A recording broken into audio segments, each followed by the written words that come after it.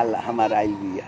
अरे वो हमार माल ही हो। तहार माल ही हो? हाँ हाँ। यही से न तारा के इशारा करती है, हाँ, तारा बस। के देख के मुंह घुमा देती अरे है। हमरे के बोलावत या प्यार करे खातिर। तारा के हाँ हाँ। तार प्यार करे लायक उम्र बा।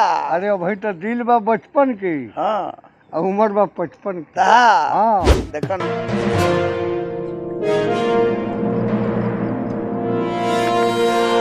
देख लो। देखो बुलावत या। हाँ नु हम की हाँ। तू अरे हमरा की सारा देती। अरे हमरा कहतिया। हाँ, हमरा की तारा के छाटतिया। हाँ नु हाँ नु। देखो ना, पूछो ना, ए, देखो ना किसको? हाँ। इसको आए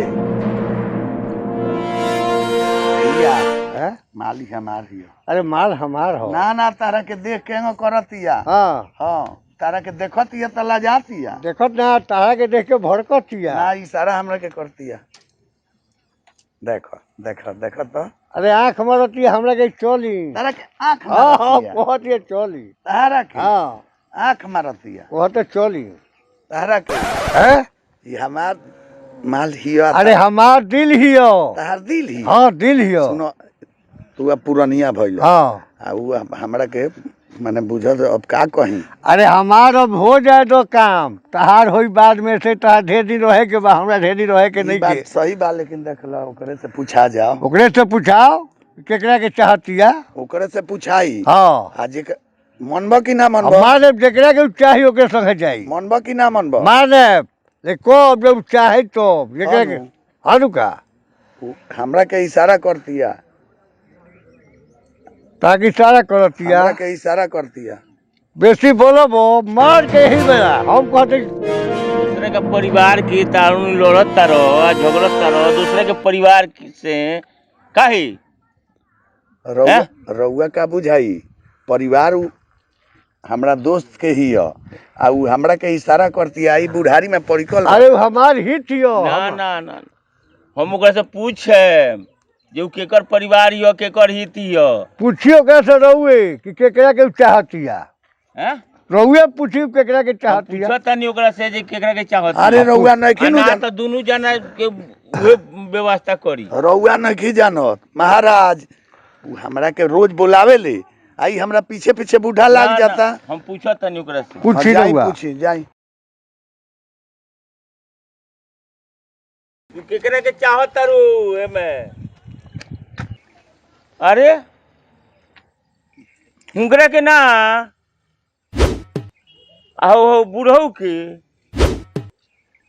तब तो तारा के जे ना रखल जाई जहाँ के हो ता चपावल जाई और बूढ़ से हो लखा हैं ओ बताई हो ओ बूढ़ऊ के चाहत हो हेने वाला की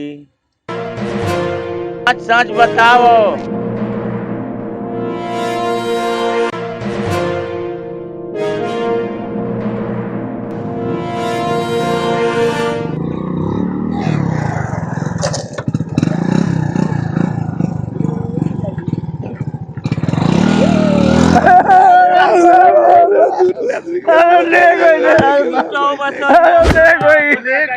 तोरे भइला हमरे भइले दादा।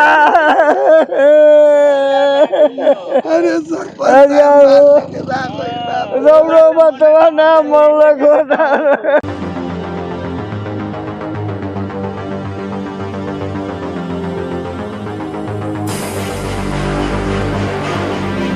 बाबूजी तमाम भोजपुरिया भाई के हम 10 नौजोर के शंभू बाबा प्रणाम करतनी। आ रउआ सभे का बीच हम टन बाबा जितेंद्र जी जेकरा चैनल से हमनी वीडियो बनावतनी। आ ई वीडियो तमाम भोजपुरिया भाई लोग का लगे पहुँची। यदि रउआ सभे का वीडियो अच्छा लगे तो एकरा के लाइक करब, आशीर्वाद दुलार प्यार जैसे हरदम हमनी के दिले बनी वैसे फिर हमनी के दी। आशा ना पूर्ण विश्वास बा तमाम भोजपुरिया भाई लोग हमनी के दोनों बूढ़ा के आशीर्वाद दी। आ चैनल के सब्सक्राइब करी लो आ लाइक करी लो और वीडियो अच्छा लगे तो एकरा के जितना होके पहले जगह वीडियो फैलेले बने वीडियो को फैलाई लो। सही बात बा।